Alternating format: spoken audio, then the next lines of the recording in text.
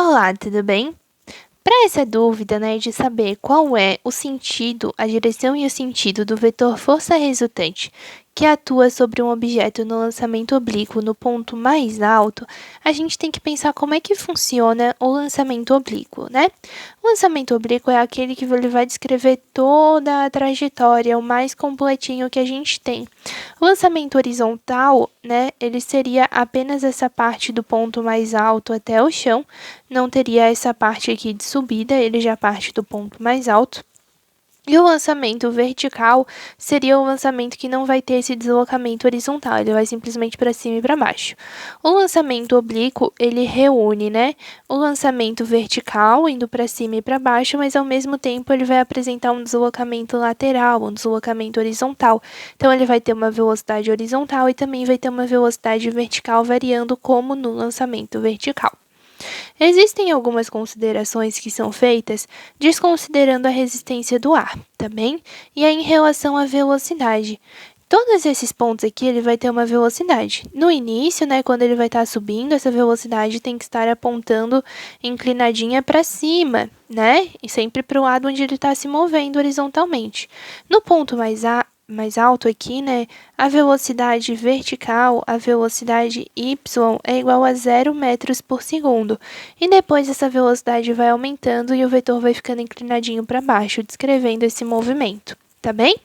Nessas velocidades sempre vão existir duas componentes, a velocidade vertical e a velocidade inicial.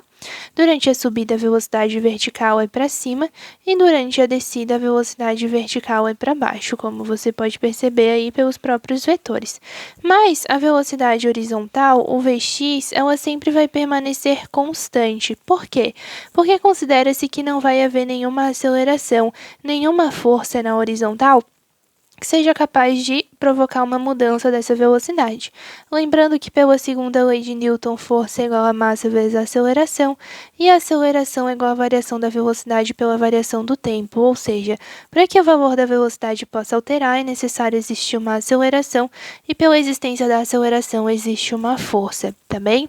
Então, na horizontal, como essa velocidade permanece constante, né, desconsiderando a resistência do ar, claro, não vai haver nenhuma aceleração e nenhuma força na horizontal. Por isso, se houver alguma força, vai ter que ser sempre na vertical, tá bem? Na vertical, a gente tem que primeiro essa velocidade está para cima, aí ela vai diminuindo, diminuindo, diminuindo, até que ela encontra o valor de zero. Por quê? Se na subida ela vai diminuindo, significa que vai ter uma aceleração contrária a essa velocidade, ou seja, vai ter uma aceleração apontando para baixo. Qual é essa aceleração? Essa aceleração a gente chama de gravidade, que é a aceleração que vai estar puxando o corpo para baixo, de atração gravitacional com a própria Terra. Então, se eu tenho uma aceleração contrária à velocidade, significa que vai ser uma desaceleração, ou seja, a velocidade vai variar ficando cada vez menorzinha. Ela vai diminuindo, diminuindo, diminuindo, diminuindo, até que alcança o valor de 0 metros por segundo, sendo esse o ponto mais alto da trajetória.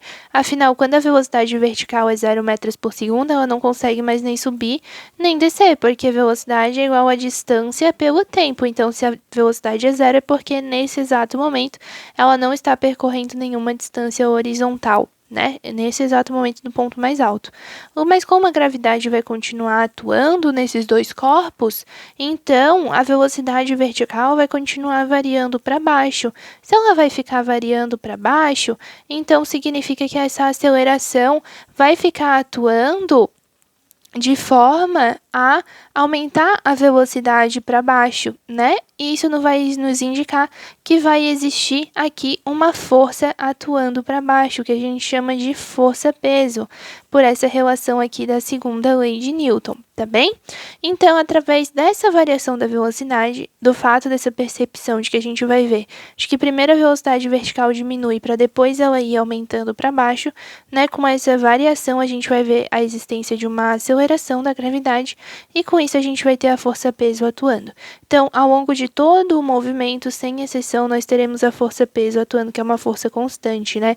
O peso depende apenas da massa e da gravidade. Como a gravidade é constante e a massa do corpo não muda, então o peso também é sempre constante, vertical para baixo. Então a alternativa correta ali é B, vertical para baixo, pois somente o peso estará presente durante o movimento. Ao longo de todo o movimento, a força resultante é o peso, tá bem? Na vertical na horizontal com a velocidade constante, não teremos, né, nenhuma aceleração, nenhuma força, nem nada do tipo. Apenas na vertical, com a velocidade variando, teremos a atuação da força-peso.